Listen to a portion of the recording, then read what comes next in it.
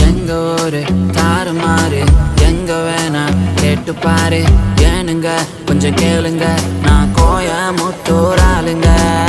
மண் வாசம் கூட சேர்ந்து மரியாதையும் வீசுங்க எங்க ஒரு வாண்டு கூட வாங்க போங்கன்னு பேசுங்க மச்சான் இது சக்கரையா சிறுவாணி தண்ணிடா சும்மா இந்த அக்கறையா எங்காலுங்க குணமே